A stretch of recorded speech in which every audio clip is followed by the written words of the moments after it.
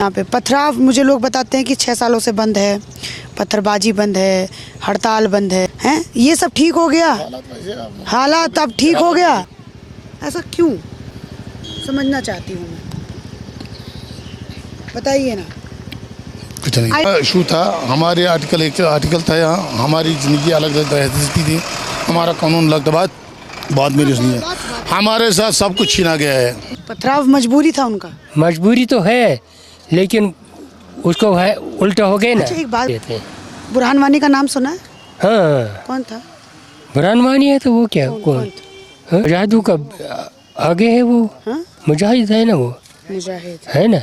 आप उसको शहीद मानते हैं? और क्या, शहीद है? हाँ और क्या। तो बुरहान किसके लिए शहीद है? वो भी कौम के लिए शहीद हो गए, कौम के लिए शहीद है। हमारा इज्जत आबरू उसके साथ जुड़ा हुआ। धारा 370 हटने के बाद तो कोई पथराव नहीं हुआ, नहीं, उससे पहले होता था पथराव। उन लोगों ने सबों को जेल में डाल दिया, जो भी बात करता था। कोई 4 साल हो गए इसके 2 बच्चे जेल में हैं। क्यों जेल में, क्यों जेल में? जो रीजन पथराव क्यों? गवर्नमेंट ऑफ इंडिया उनका सुनता ही नहीं था कि क्या मांग थी उनकी? मांग थी कि यहाँ हमें अपना इज्जत आबरू वापस लौटा दो। मतलब 370 थोड़ी बच्चे नादान भी होते हैं, गलती भी होती है, बच्चों को माफ़ भी किया जाता है। ये बूढ़े लोग तो, बुजुर्ग तो नहीं थे, छोटे बच्चे तो नाराज़ हो जाते हैं अपने माँ बाप से। दुश्मन है ये, लेकिन पुलिस वाले हमारे अपने होकर भी हमें मजबूर करते हैं कि हम उन पर। नमस्कार दोस्तों, आप देख रहे हैं भारत की बात। कश्मीर में हो रहे विधानसभा चुनाव के दौरान लोगों के ऐसी रिएक्शन देखने को मिले जिससे देखकर आप भी दंग रहने वाले हैं। बुरहान वानी जो कि एक आतंकवादी था, उसके बारे में कश्मीरी उसे शहीद बताते हैं। चलिए शुरू करते हैं और जानते हैं कश्मीरियों के शॉकिंग रिएक्शन के बारे में। आखिर वो बुरहान वानी और इंडिया के बारे में क्या सोचते हैं। यहाँ तो हमसे छीना ही गया है, दिया कुछ नहीं है। और जब बीजेपी जैसा कोई मुद्दा नहीं था तब यहाँ पर लोग वोट नहीं करते थे ना, तब हालात कुछ ऐसे ही थे। बीजेपी गवर्नमेंट यहाँ पे पथराव मुझे लोग बताते हैं कि 6 सालों से बंद है, पत्थरबाजी बंद है, हड़ताल बंद है, बच्चे स्कूल जाते हो? कैसा लगता है स्कूल जाना? अच्छा, मज़ा आता है। बच्चे पहले स्कूल नहीं जा पाते थे, हैं? ये सब ठीक हो गया, हालात अब ठीक हो गया, तो अब एंटी बीजेपी वोट, ऐसा क्यों समझना चाहती हूँ मैं, बताइए ना। कुछ नहीं आइडियोलॉजी से दिक्कत है बीजेपी के, हाँ? हम कुछ नहीं बता सकते, आप कुछ नहीं बता सकते। जब मैंने इतनी सारी बातें बोल दी, मतलब यहाँ आप त्राल में मौजूद हैं, बुरहान वानी यहीं का, मैं दिल्ली में बुरहान वानी का सुनती थी, तो इतना बंद, देखिए अब बात भी नहीं करना चाहते, लोग शहीद बोलते हैं उसको, कोई बात नहीं कर सकते उस पर, नहीं कर सकते, वो हालात का तकाजा है, उस पर बात नहीं कर सकते। थोड़ा सा साइड आइए ना, बात करूँगी आपसे। रुकिए ना, रुकिए भाई साहब 2 मिनट, भाई पूछना चाहती हूँ। हमारा एक यहाँ इशू था, हमारे आर्टिकल था यहाँ, हमारी ज़िंदगी अलग रहती थी, हमारा कानून अलग था, बात मेरी सुनिए, हमारे साथ सब कुछ छीना गया है। अब बात रही ज़िंदगी की, वो हम जाने और ऊपर वाला जाने कैसे हम गुजारते हैं, हालात कैसे हैं यहाँ, ये हमें पता है। अच्छा, जब यहाँ 370 था, जब 370 यहाँ था, जब आटा जो है वो स्कूल नहीं जा पाता था क्योंकि हड़ताल होती थी, कॉलिंग्स होती थी, बंद होता था, पथराव होता था, ये सब होता था, तो उससे तो अच्छा है ना यहाँ पे। वो इशू अलग है, लेकिन हमसे ये बच्चा कल बड़ा हो जाएगा, इसको क्या मिलेगा, वो अलग है, बच्चा पढ़े ना पढ़े वो अलग है, छीनी गई उसकी बात अलग है, वो बात अलग है, लेकिन हमसे छीना ही गया कुछ, दिया। आज बच्चा स्कूल जा रहा है, दिया कुछ नहीं, हमें छीना गया सब कुछ। पथराव बंद हो गया, कॉलिंग्स बंद हो गई, बच्चे स्कूल जा पा रहे हैं, अस्पताल खुलते हैं, हो गया, सब कुछ हुआ, वो सब हुआ, वो तो सच है। लेकिन वो उसमें तो बात है ना, पथराव मजबूरी था उनका, मजबूरी तो है लेकिन उसको है उल्टा हो गए ना। अच्छा एक बात, बुरहान वानी का नाम सुना है? हाँ, कौन था? बुरहान वानी है तो वो क्या कौन जादू का आगे है वो, मुजाहिद है ना, वो मुजाहिद है ना। आप उसको शहीद मानते हैं? और क्या, शहीद है। हाँ और क्या। हम जैसे दिल्ली के लोग हैं ना, तो हम लोग उसको आतंकी कहते हैं। वो तो कहना ही है। ये जो आपको आर्मी ऑफिसर दिख रहे हैं, इन कितने सारे आर्मी ऑफिसर्स को मारा उसने। ये भी शहीद जाते हैं अपने देश के लिए, वो भी शहीद जाते हैं। तो बुरहान किसके लिए शहीद है? वो भी कौम के लिए शहीद हो गए, कौम के लिए शहीद। सोच है, सोचिए। उन्होंने धारा 370 हटाया, हमारा इज्जत आबरू उसके साथ जुड़ा हुआ है। धारा 370 हटने के बाद तो कोई पथराव नहीं हुआ। नहीं, उससे पहले होता था पथराव। उन लोगों ने सबों को जेल में डाल दिया जो भी बात करता था। कोई आपका ये मीडिया, मैं समझना चाहती हूँ, आपका मीडिया वाला भी कोई नहीं बोल सकता है ना, यहाँ तो कोई बोल नहीं पाता। वही मैं, हाँ भाई साहब, लगाते थे। हाँ वही मैं समझना चाहती हूँ कि यहाँ पर पथराव बच्चे करते क्यों थे, क्या कारण था? वो आप देख लीजिए, ये 4 साल हो गए इसके 2 बच्चे जेल में। क्यों जेल में, क्यों जेल में? जो रीजन पथराव क्यों? गवर्नमेंट ऑफ इंडिया उनका सुनता ही नहीं था कि क्या मांग थी उनकी? मांग थी कि यहाँ हमें अपना इज्जत आबरू वापस लौटा दो। मतलब 370 उसके बाद तो हुआ नहीं ना, उससे पहले क्यों होता था पथराव? उसके बाद इसलिए नहीं हुआ। आज़ादी, कश्मीर की आज़ादी सभी आज़ादी के साथ नहीं है। थोड़ी बच्चे नादान भी होते हैं, गलती भी होती है, बच्चों को माफ़ भी किया जाता है। ये बूढ़े लोग तो, बुज़ुर्ग तो नहीं थे, छोटे बच्चे तो नाराज़ हो जाते हैं अपने माँ बाप से। ये तो हमारे माँ बाप ही हैं, समझ लीजिए गवर्नमेंट ऑफ इंडिया तो हमारा माँ बाप ही है जो, मगर उनसे नाराज़गी थी, उनका सुनना चाहिए था। जब सुना नहीं 70 साल तो उन्होंने पत्थर उठाए, और क्या करते? रिजनमेंट है, अदरवाइज ये कोई मांग सही थी। नहीं, आज़ाद कश्मीर मांग तो सही नहीं है, कौन कहता है कि सही है, मगर सुनना चाहिए ना लोगों का, उनको मनाओ ना आप, हीलिंग टच तो दे दो ना। कैसे मनाए? आप बोलिए ना उनको, उनके साथ बैठिए, बातचीत कीजिए।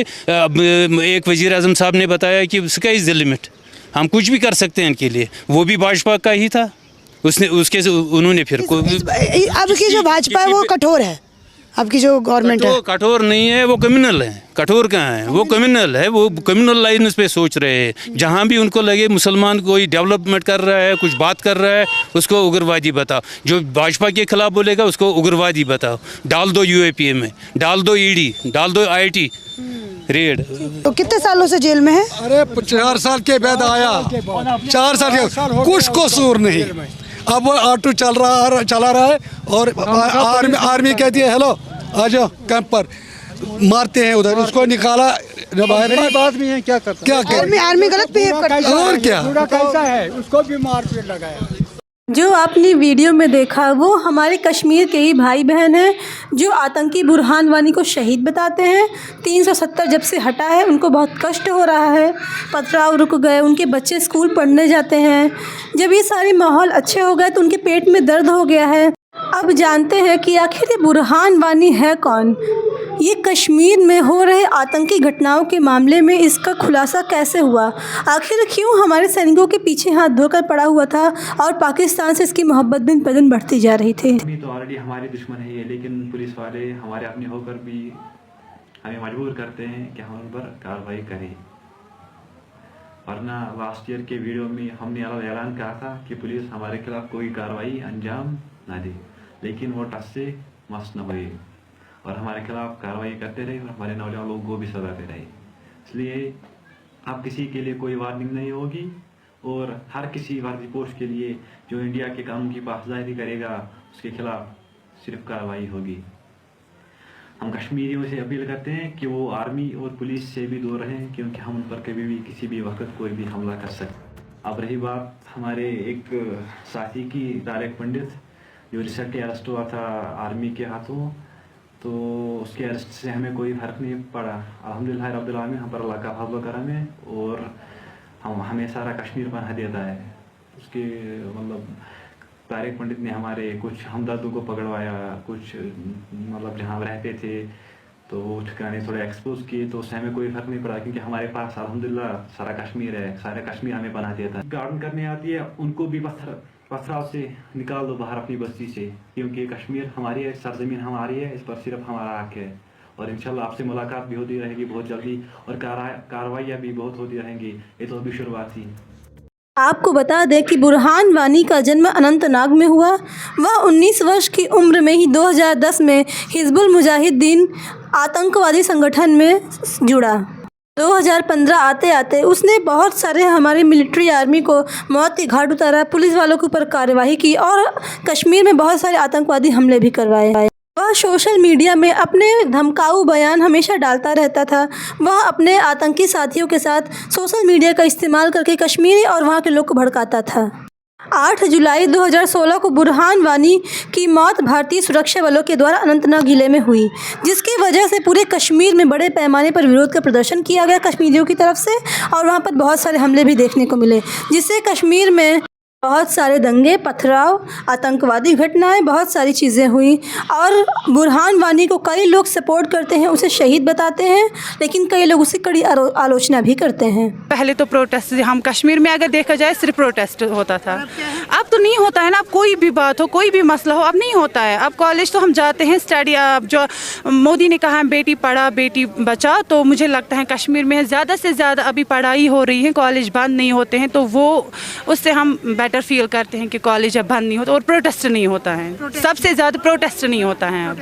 इनके कश्मीरियों के लिए कोई पैकेज हो या कोई खुशखबरी पीएम मोदी साहब अपने साथ ले आए। क्या कौम की जो खिदमत करेगा उसको वोट करेगा, तो क्या कांग्रेस और जो नेशनल कांग्रेस है ये कौम की खिदमत? कांग्रेस नहीं, जो गरीबी की बातें सुनेगा, जो गरीबी को चाहेगा वो उसी को वोट देगा। और कौन सुन रहा है इस समय गरीबों की बात? बीबी आज मोदी जी ने किया बहुत कुछ, घर बनाया। हाँ। हर किसी का, किसी मिनिस्टर ने आज तक घर बनाया किसी को? उजाड़ा ही बनाया नहीं। हाँ सही, कितने लोगों का घर दिया आज तक? किसी मिनिस्टर ने दिया घर? तो ये मैं बात को कहूँ कि लोग यहाँ पर दिल से प्रधानमंत्री मोदी जी के लिए आ रहे हैं, कर रही है। हाँ। कि मोदी जी कुछ करेगा। अच्छा। उम्मीद लेकर मोदी जी ने इनको बनाया मालिक। हाँ। किसको? मतलब 3 तलाक की छुट्टी दिया। हाँ। दिया है कि इंसाफ किया कि नहीं? हाँ। आज तक किसी मिनिस्टर ने किया इंसाफ? वो तो कहते 3 तलाक गलत था, नहीं करना चाहिए था। वही है ना, आज तक किसी मिनिस्टर ने किया ये बात? मिनिस्टर कहते हैं कि 3 तलाक नहीं करना। जुल्म किसने मतलब उखाड़ा जड़ से? मोदी जी ने इस पर बात की। सबसे पहले घर दिया गरीबों को, दिया कि नहीं? बहुत सारी बातें इस चुनाव के दौरान नज़र आईं, लेकिन जब तक 370 था या कश्मीर में जंगल राज था, तो ऐसे समय में इन्हीं लोग की सरकारें थीं जो वहाँ के कश्मीरियों का जो गलत हुआ उसकी ज़िम्मेदार हैं। तो जो अब तक कश्मीर में हुआ, आखिर उसका ज़िम्मेदार कौन है? क्या कहीं कश्मीर में रह गए हमारे कश्मीरी भाई बहन तो नहीं? कश्मीर में इतना दंगा हुआ, जो स्वर्ग से भी सुंदर कश्मीर है उसे खूनों से रंग दिया गया, उसको गोली मार मार कर हत्या कर दी गई हमारे कश्मीर को। आखिर इस चीज़ का कौन ज़िम्मेदार है? आपको ये वीडियो देखकर कैसा लगता है और क्या सोचते हैं, कमेंट बॉक्स में ज़रूर बताइए। आपको मिलेंगे कल की हम अगली वीडियो में, तब तक के लिए नमस्कार, जय हिंद, जय भारत।